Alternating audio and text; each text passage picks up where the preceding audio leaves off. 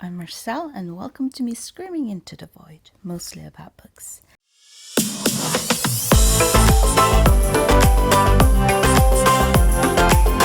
I am doing Shorty September, which is a readathon where you read short books in September. I have capped my books at 250 pages, more or less. And there are 12 prompts that are presented in these zines. I have a video where I'm talking about doing Shorty September, links in the description. And this is a midway, how are things going? So I have been doing the project, and I'm going to try to read one book each day, which is more or less going okay. But I want to now talk a little about the 15 books I've read so far, which you can now see here. And I want to start with the only book I don't have a physical copy of, The Postman Always Rings Twice. Now this is for the prompt half and half, which is about reading a book and then watching a film. I have not been able to watch the film yet. I'm just going to talk about the book. And the book is absolutely wonderful.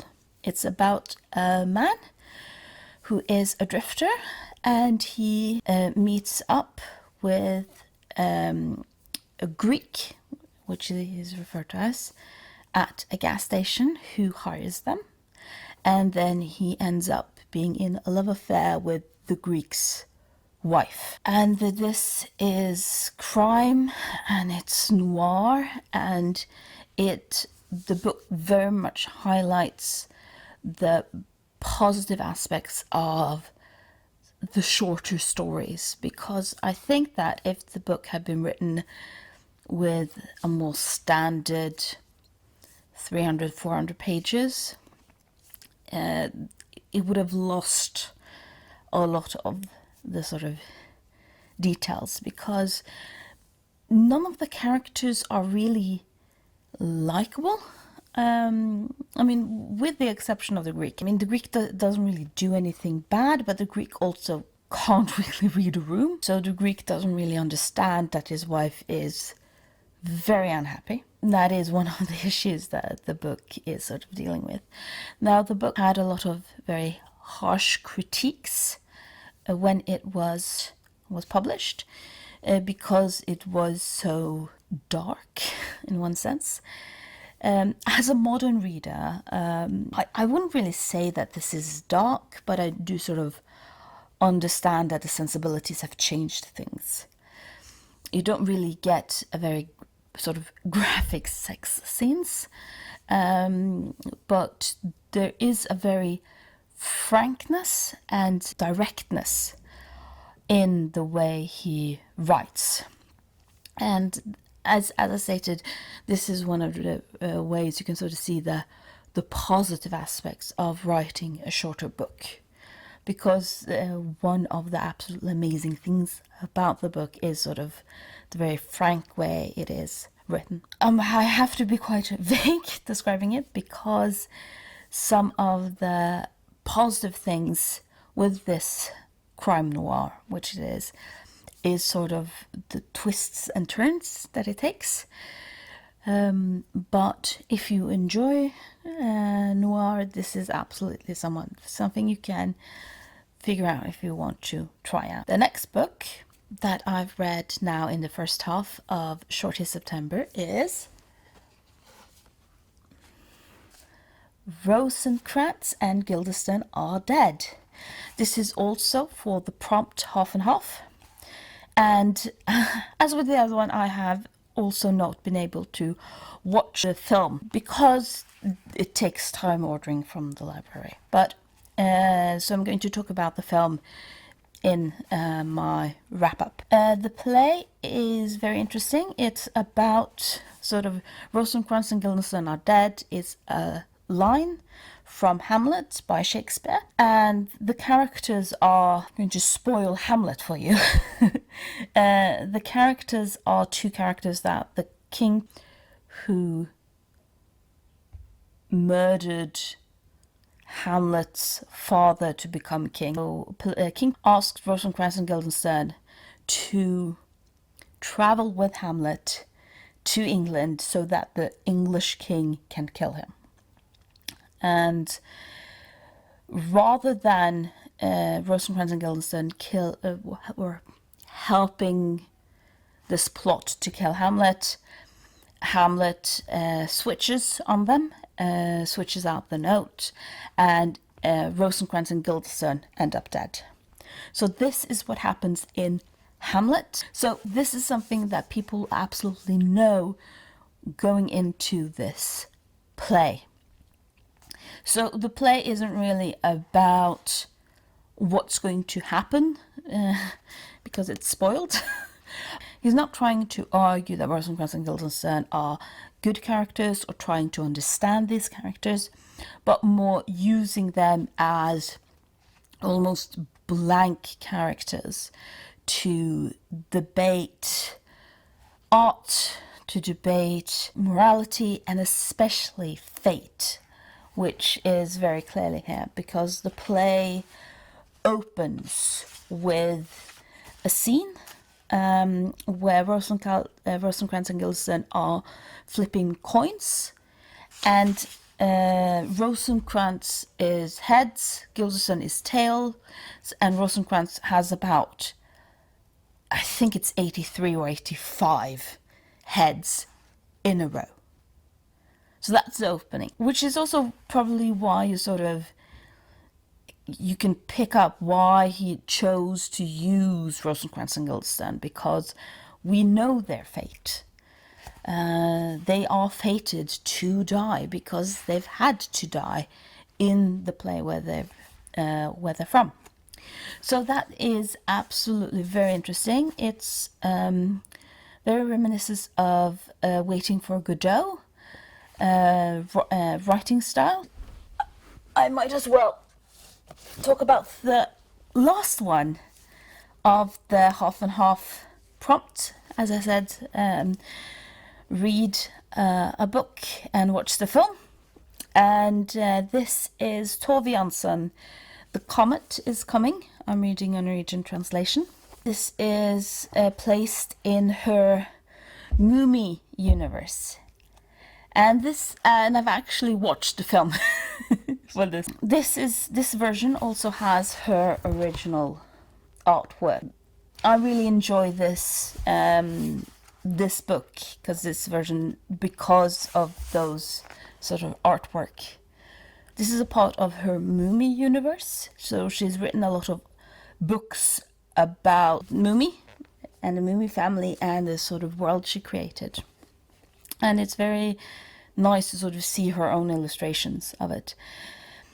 This book is about the Mummy family being told that there is going to come a comet and strike Mumidalen, which is where they live, and the world is going to go under. And they then have to figure out what they're going to do about that. One of the things I really like about Tove Jansson's children's books, and especially The Mummies, is that she isn't afraid of talking about quite dark topics like the world might end and what are you going to do about that.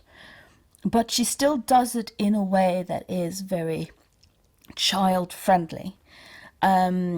Yes, some children might be worried or scared by some of the imagery, but it's not more than they can handle. And I think that a book about the world ending and how that, for example, this picture is from a scene where the mummies and their friends come to the seaside and the water has evaporated. as a consequence of this comet. So she clearly also talks about how this influences the nature around them, how it changes animals' pattern.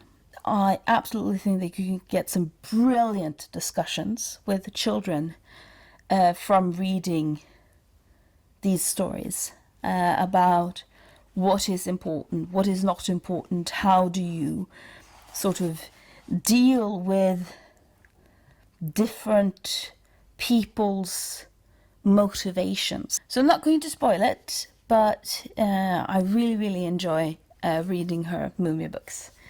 And I've been doing that since I was a kid, so absolutely lovely too. I think it might have been a reread. I'm very certain it has to have been a reread. And I watched the film. I watched the older version, the one that I saw as a child, and I think that it's a very good representation of the story. It follows the plot of the story quite well. The aesthetics is of course modernized. I think the film came out in the 90s, so it has a very 90s aesthetics.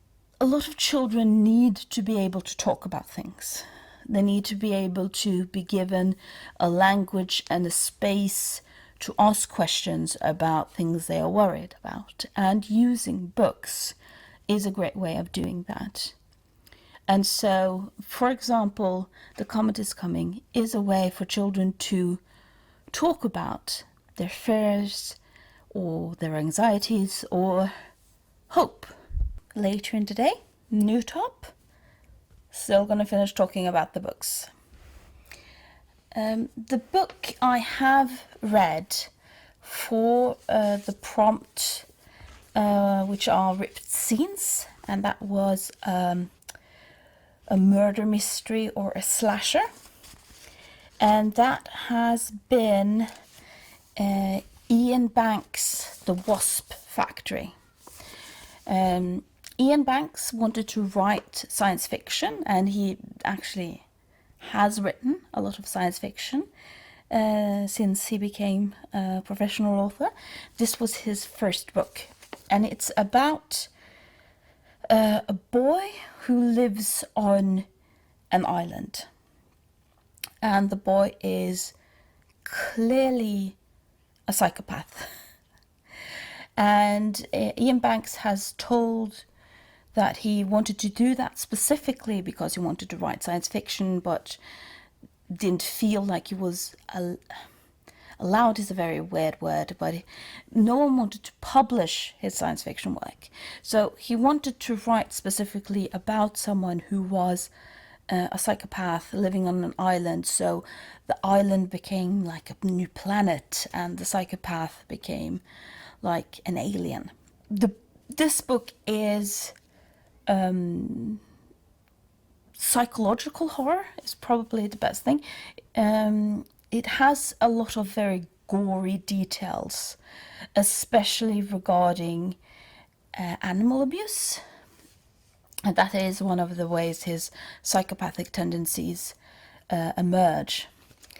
And he also, so he and his father is living on this island, and his brother, who has been in a hospital, has escaped from that hospital.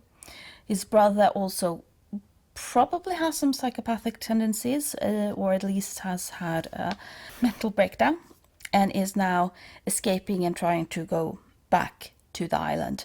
And the book is about the time from them figuring out that the brother has escaped until that issue is resolved. And it's very dark. At least one scene towards the end was very, very heavy to read about. While it was a heavy read, I enjoyed it because I didn't feel like the book was trying to be heavy just to be heavy, or trying to be shocking just to be shocking. Especially regarding the ending, and regarding what you figure out about the psychological state of several of the family members. this book clearly sort of uses these psychopathic tendencies to say something about mental health.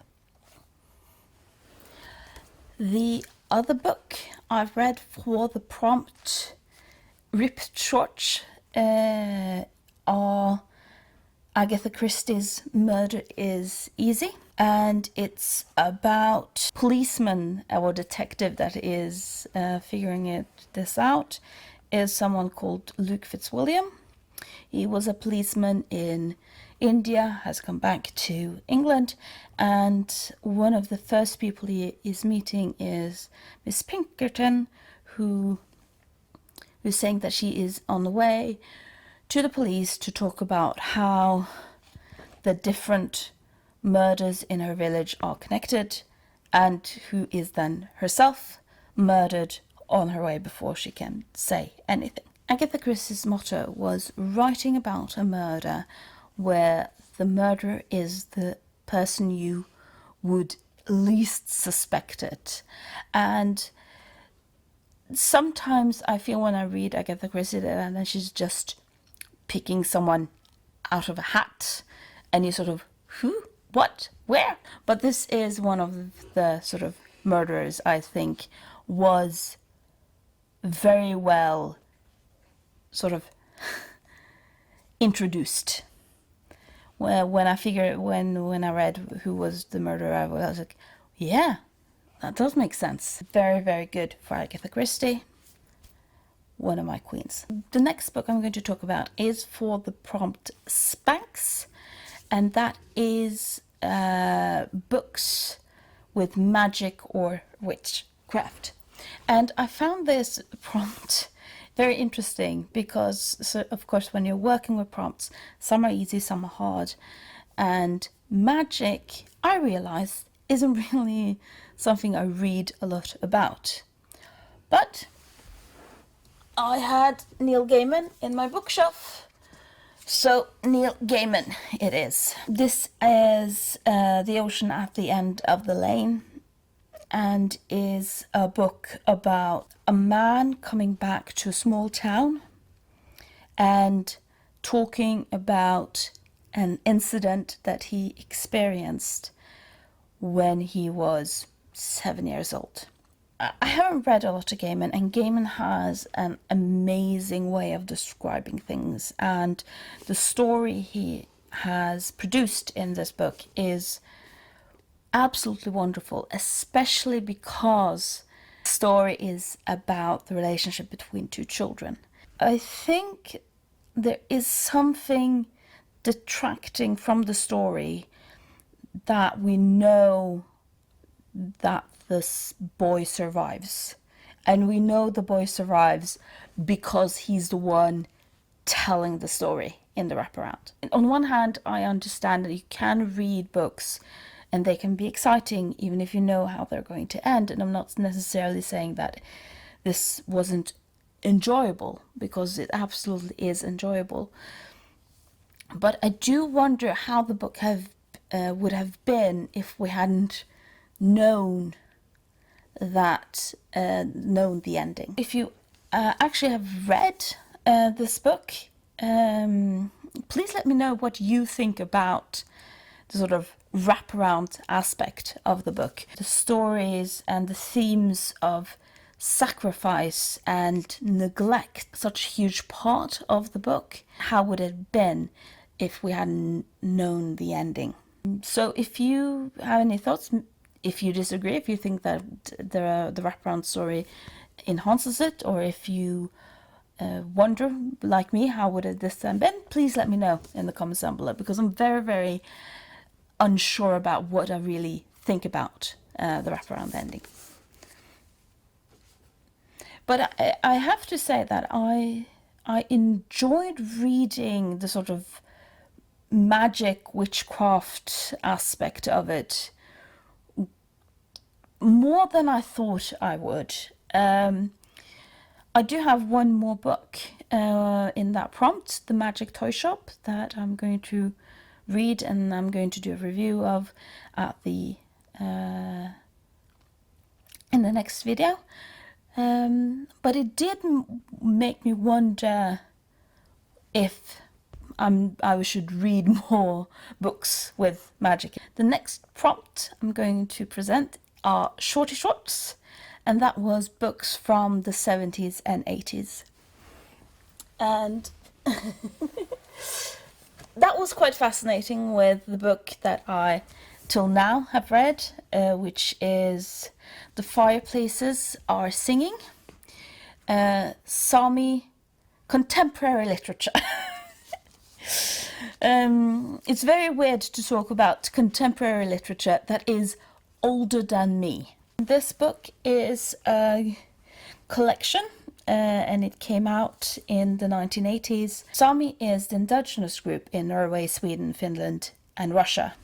There are several Sami languages. There are sort of several subgroups within sort of the Sami umbrella.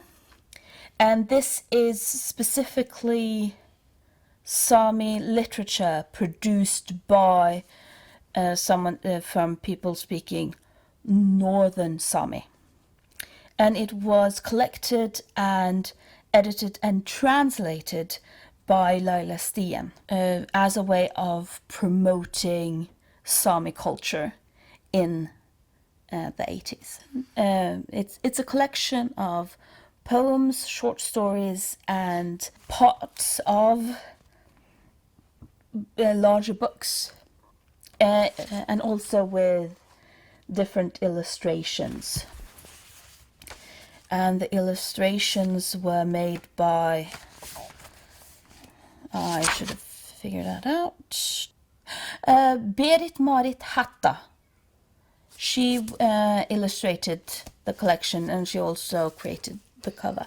I thought it was important to read this book because in one sense you found about how was the discussion around Sami culture in the 1980s, which is very different and the same as it is today in 2023.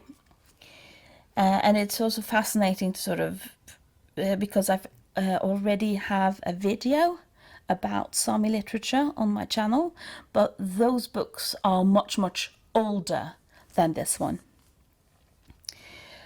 So it's sort of interesting to sort of see different similarities, and also while those books on that video is literature written by Sami, mostly for a Sami audience, this is very much created for an ethnical Norwegian audience. So she isn't talking to the Sami, she's talking to the majority.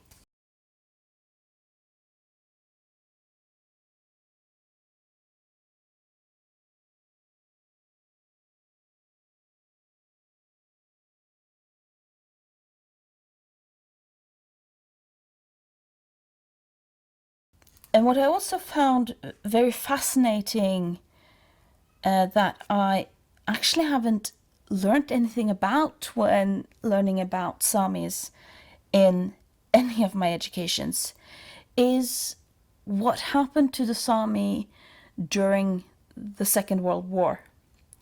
And during the Second World War, Norway was occupied by Nazi Germany, with the consequences that a country has when they're being occupied by Nazi Germany, with the exception that Norwegians were, or at least some Norwegians, were considered more Aryan than Nazi Germans.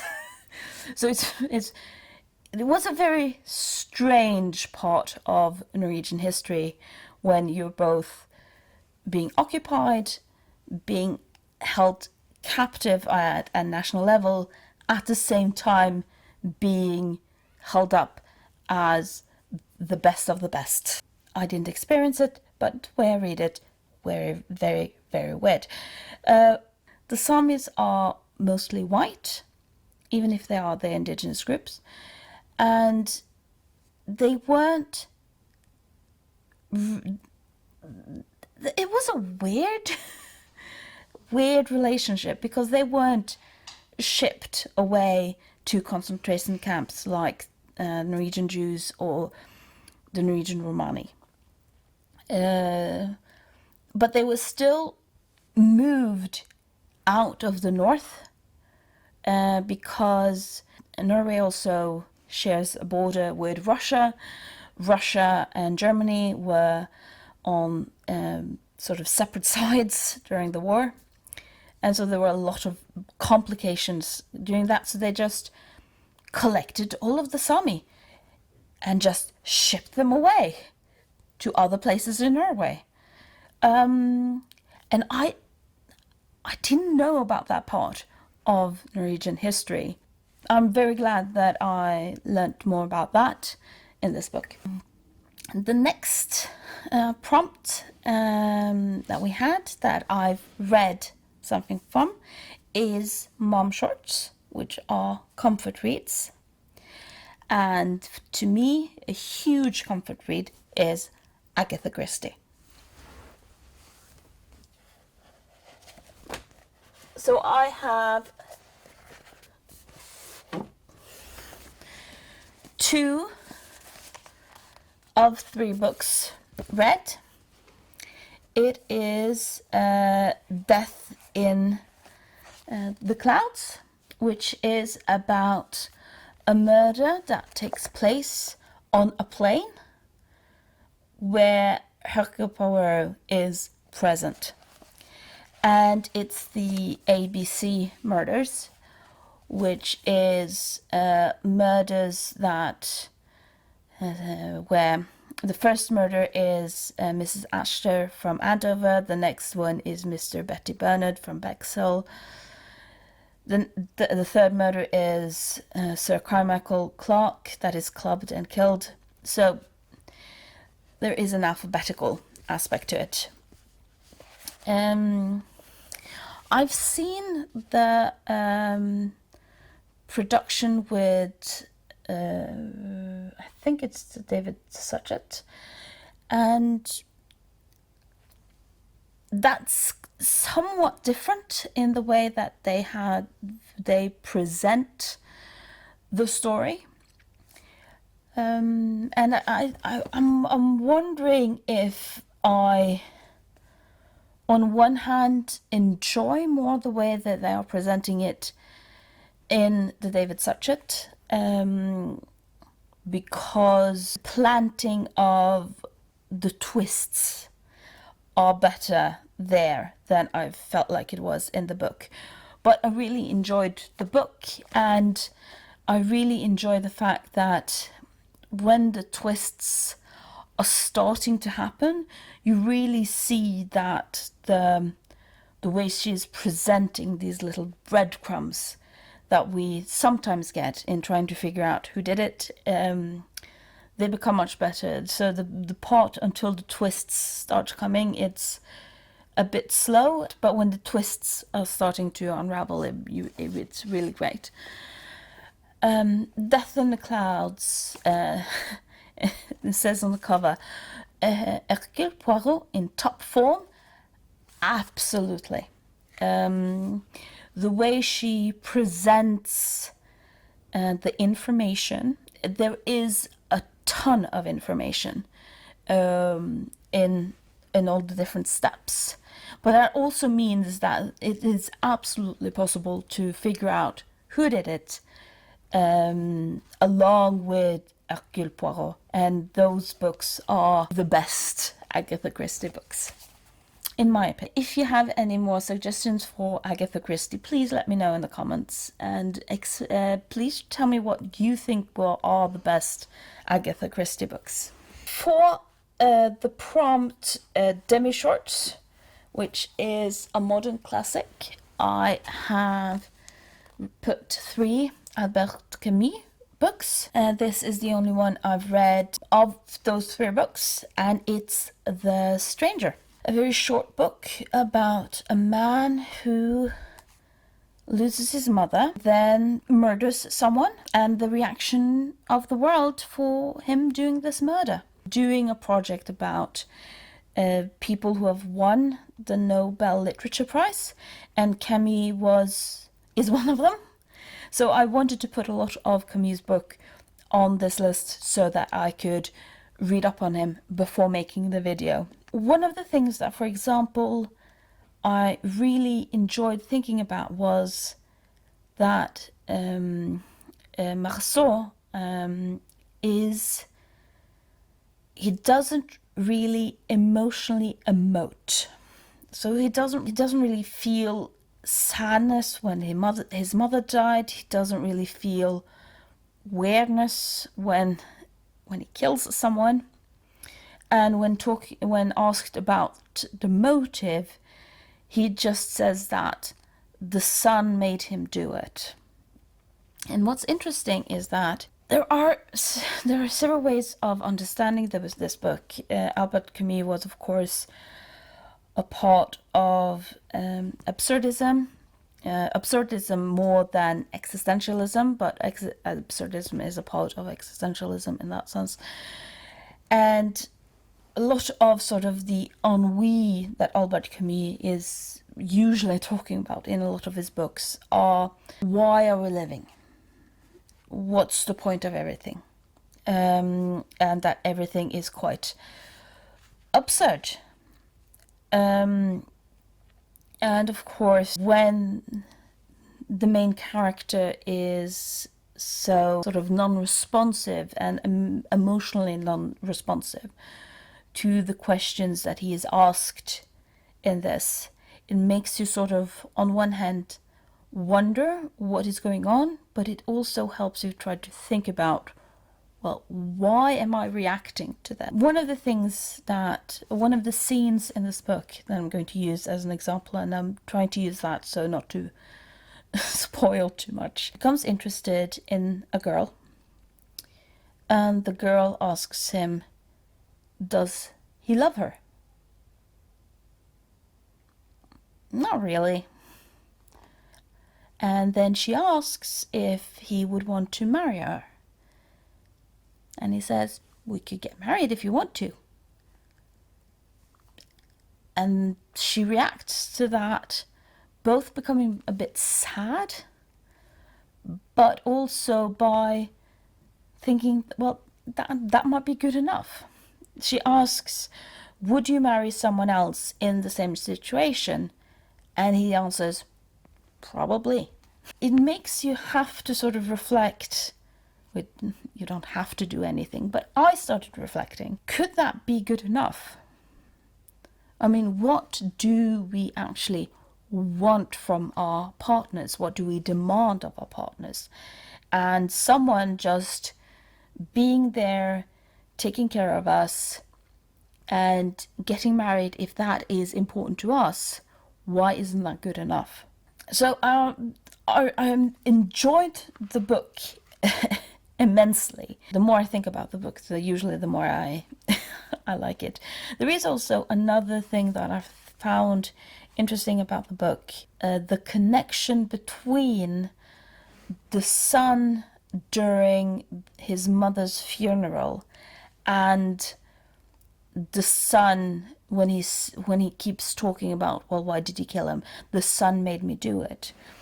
Because it made me think that is one of the issues here, that this is actually a reaction to masculinity. Men traditionally isn't given a language to talk about their emotions, when therefore the sun made him kill is actually a latent reaction to his mother dying. Or is this also a book about someone who is emotionally stunted because of, for example, PTSD, which isn't uncommon to become emotionally stunted because of that, and that's why they're sort of forcing you to think about, well, why are we demanding these types of emotional reactions? It was quite fascinating to read this book so shortly after reading this one because number one, it makes it so much clearer the difference between being emotionally stunted and being a psychopath. And also that for an outsider, seeing the difference based solely on talking can be quite difficult. So I can absolutely imagine that when he talks to the police after murdering, what they're thinking about is that he's someone like in this book, even though these are two very, very different characters.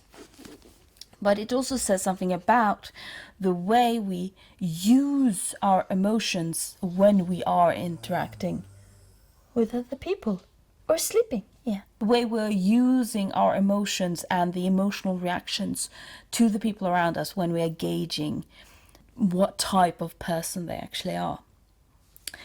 And that becomes relevant when we're talking about the next prompt, which is Elizabethan shorts. And that is an historical read. And I read The Prince by Niccolò Machiavelli. The book itself isn't quite as interesting as how the book happened.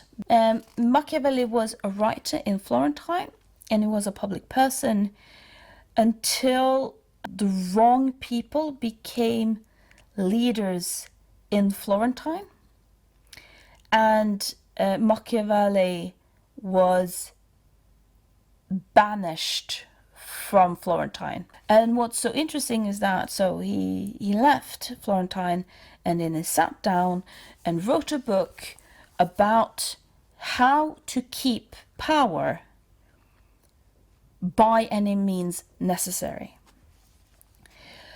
And the book has sort of been critiqued for being a guide to manipulation, and it's been praised as a guide to get power. But what I found very, very interesting when reading about the power struggles that were going on in Machiavelli's sort of not direct role, but how that influenced Machiavelli's place in society. Is this book a true description of his feelings about how you become a person of power? Or is he actually critiquing someone who thinks like this? I don't think we will ever truly know, because this was published in the 1500s. It's so far back that I don't think that we'll ever really know if this was meant as sarcasm, pretty much, or if it is truly, you know what, I'm seeing where the wind is blowing, so I'll just show that I'm someone who plays ball. If you've read The Prince and you have some clear idea or thoughts about whether or not this is written in earnest or written in jest, please let me know in the comments down below, because I'm really unsure about what Machiavelli's sort of true intent was with this book.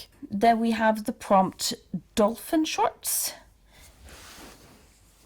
And I did not know what dolphin shorts were before I never heard the term, but that is clearly dolphin shorts.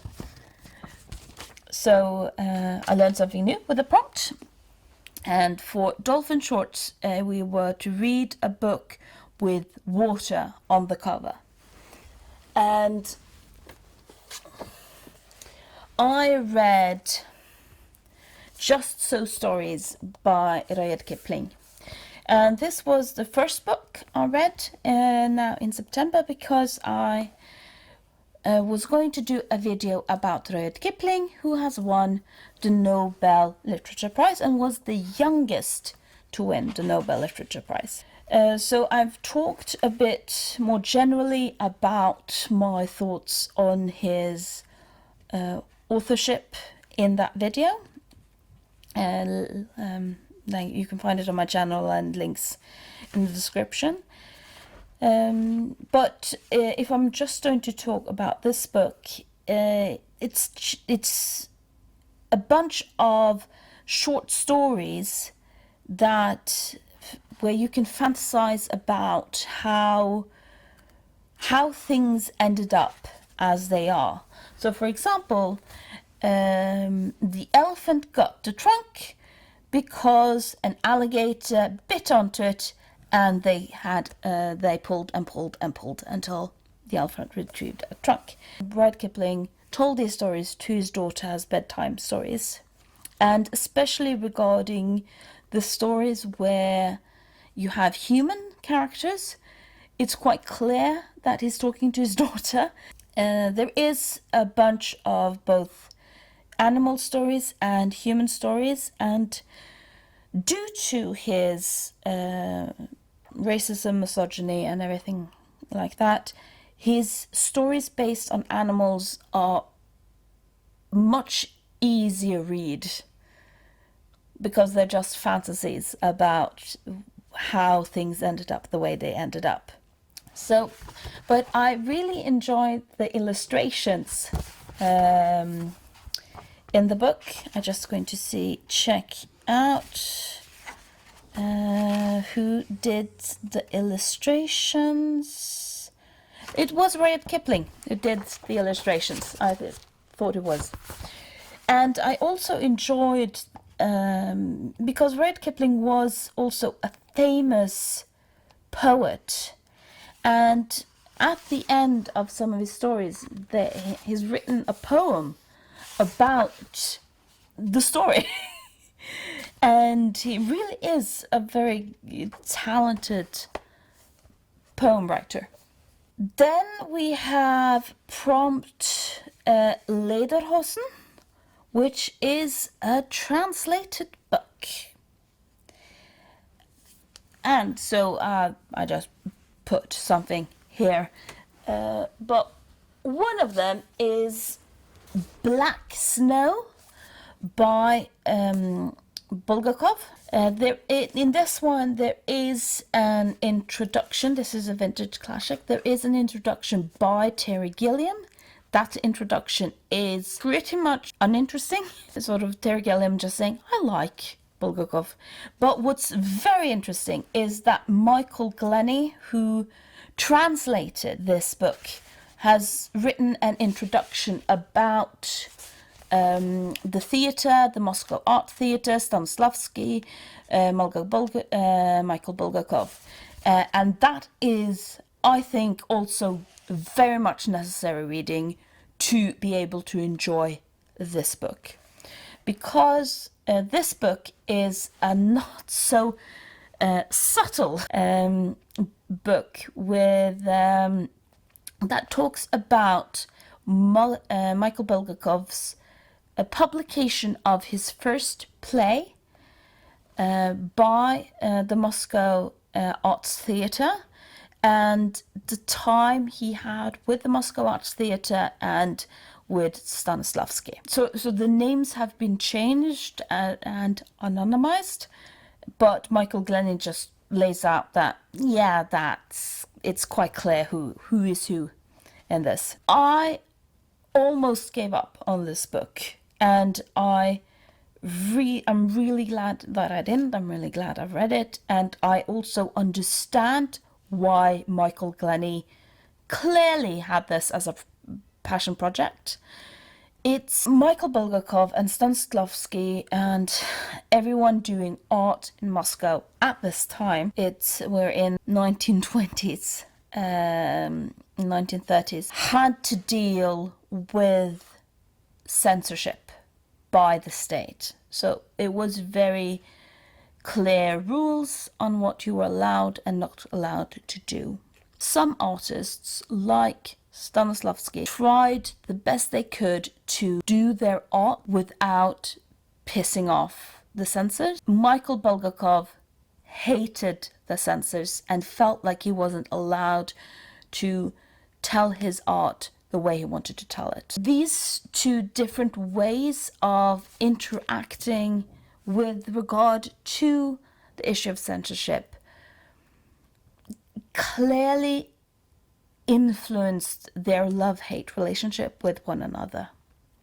And Mikhail Bulgakov wrote Black Snow, which is about when he was first publishing his first play, is so clearly bitter in his narrative about the fact that Stanislavski is working the best he can within the limitations of the censorship, instead of supporting Mikhail Bulgakov in trying to oppose the censorship.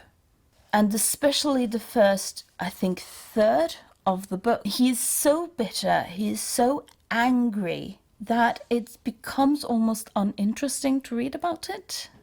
Because you're sort of sitting there and he is talking about, he's not saying that everyone betrayed me, it's not like that, but it's so, it's an uncomfortable read, not necessarily because something bad happens, but because it's like sitting and listening to someone venting about things you don't know anything about and people you don't know, and the person that is venting is getting angrier and drunker, and you don't really know where to start or go or how to really reflect it. But after you get past the 1/3, this really becomes a brilliant backstage novel, and it's so funny. It's sort of weird. In one sense, it's almost sort of becomes weird how funny it is in sort of backstage humor, backstabbing. Karolkova, exclaimed Pryakina. Who is she? Ah, yes, I remember. And I am not likely to forget that woman for the way she ruined the hem of my dress. So she's been whining to the manager about me, has she? She is complaining that out of malice you pinched her in the dressing room in front of the hairdresser, said Toropakovsky in a silken voice, a twinkle flashing for a moment in her crystalline eyes. So if you like backstage, try to survive the first third, and then you'll find a very funny book. This was his last book, and it was never completely finished, so it's not edited and it's not very sort of smooth, and you do realize sort of that it's sort of unpolished reading it, but can be funny for the right reader. Other one I've read is Gabriel García Márquez, No One Writes to the Colonel, which is a very short book about an officer who for the last 15 years has tried to receive his pension. So he was clearly working as a soldier in the revolution, and he's been working steadily, and then he wanted to retire, and it's been 15 years without him getting the money that he's been owed. It's a very short book, and it's so tragic the way he isn't giving up. The way you sort of think that something is wrong here, this isn't right, and yet he doesn't give up. And it made me want to, Gabriel García Márquez is also a Nobel Prize winner, so I'm probably going to do a video about him at some point. But it made me interested in more of his work.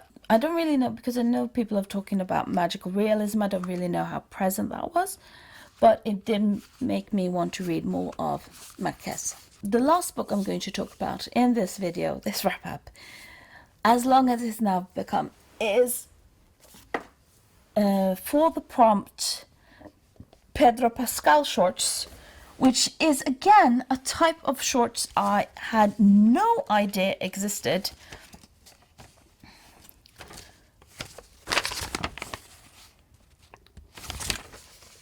Pnin by Vladimir Nobakov. Nobakov's most important work is Lolita, and I haven't read Lolita because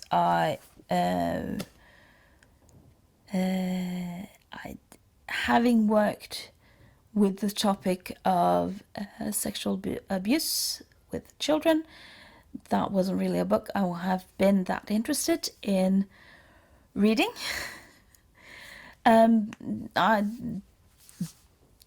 So I don't know. It might be that I'll read it one time in the future, but up until now I haven't really. But I was interested when I found this book about what else Vladimir Nobakov has written.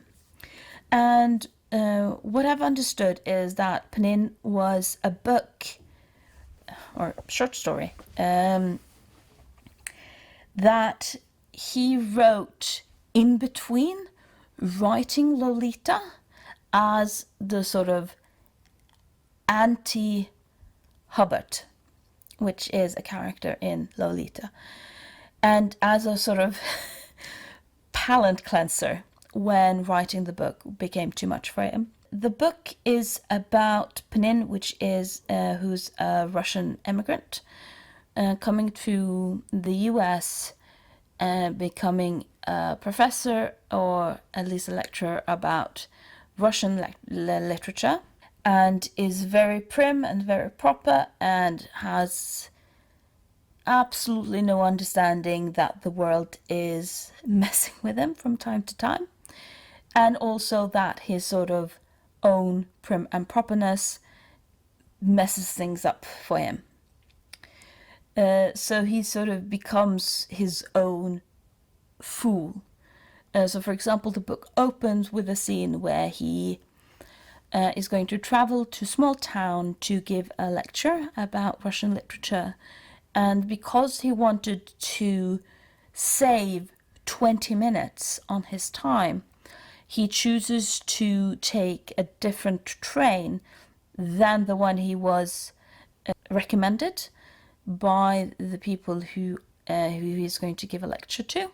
And then it turns out that that train isn't going to where he thinks he's going, so he ends up having to do a huge detour and almost missing his lecture because he wanted to save 20 minutes. So that itself tells you who Pnin as a character is and whether or not you want to join him on his travels in life. That's the first 15 books I read for Shorty September. This video became much longer than I suspected. Thank you for listening to me, and thank you for joining me screaming into the void.